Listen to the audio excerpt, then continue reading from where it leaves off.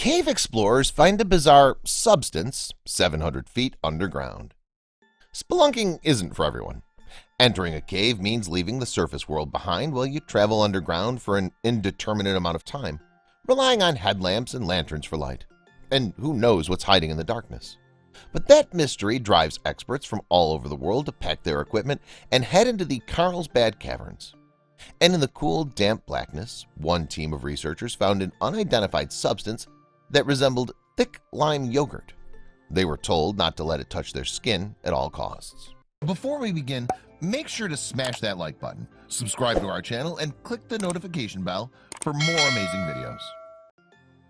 In 2019, 6 explorers packed their gear and headed to southern New Mexico, home to the Carlsbad Caverns.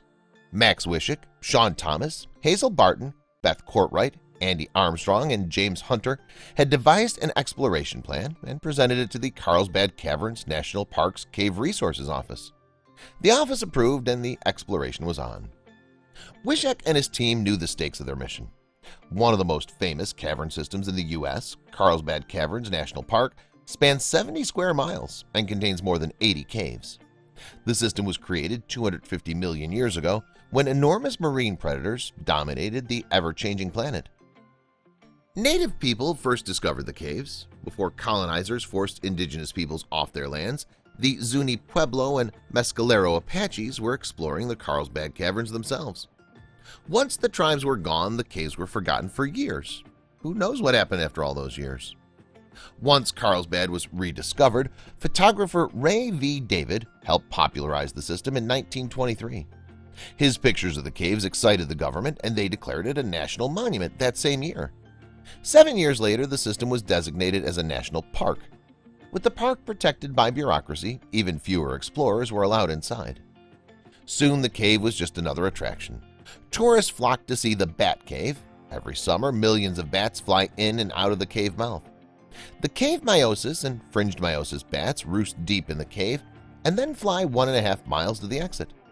In total, there were 17 different bat species who call the park home. Wishick and his team, though, weren't interested in bats. One of the spots that fascinated Wishick and his crew was the Lechuguilla Cave. The cave is the second deepest in the continental U.S. and the 8th longest explored cave in the world, but this wasn't discovered until 1984. The first modern group to make their way down started in the 1950s. They encountered something almost supernatural. This group found a bunch of tunnels with dead ends. Eventually, they reached what they thought was the end of the cavern and were hit with a blast of wind deep underground. They couldn't find the source, even though they heard the wind whistling in from somewhere. No one else explored Lechuguilla until 1984. A Colorado caving team obtained permission from the National Park Service to see if they could discover more of the mysterious hidden below. Their work led to 150 miles of passages and chambers being added to the official Lechuguilla maps.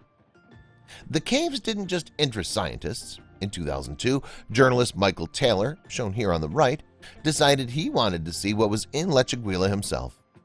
For the PBS show Nova, Michael and a team of spelunkers took their own trip into the cave. From Michael's account, it was a rough journey. We lay 1,200 feet or less beneath the desert, down countless rope pitches and miles of tortuous passage from the single entrance of Lechuguilla Cave, Michael wrote. The cave's constant humidity, which had kept us sweating for hours as we made our difficult way down, now leached away warmth. We stank of the day's work. Our funk blended with Lech's peculiar soil and metal odor, Michael wrote. My bare arms and legs were caked with soil, sweat, and blood from inevitable encounters with sharp rocks, along with gritty bits of white aragonite that we had acquired while squeezing through a tight formation-lined tube.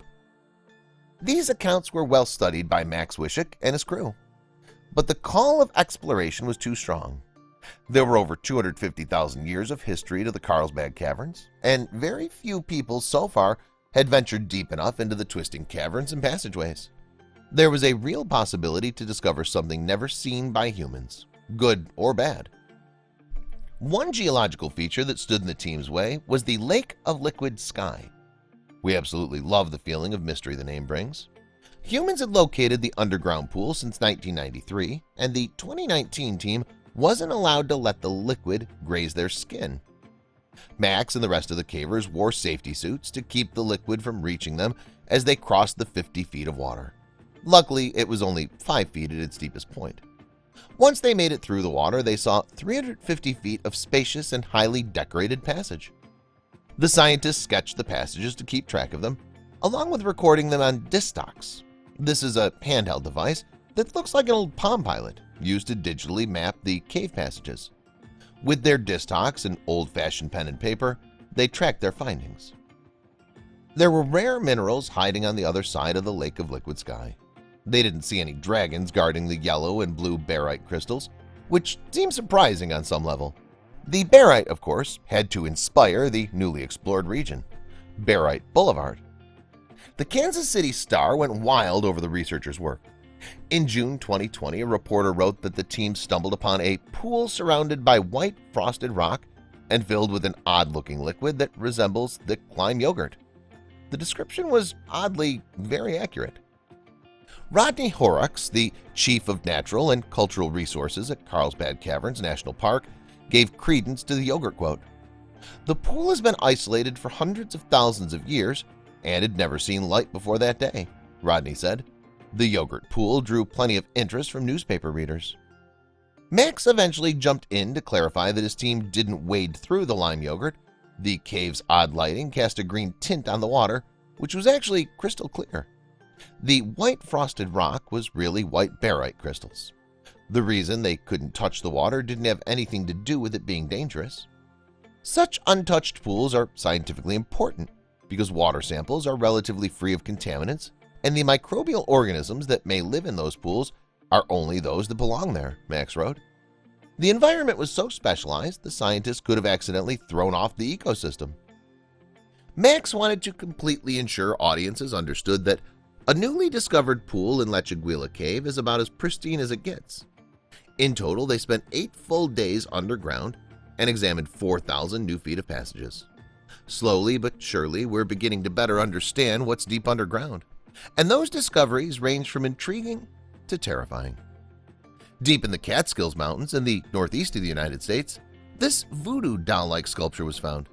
Max couldn't take credit for this one, but the hikers that found it reportedly felt strange, supernatural energy when they got close.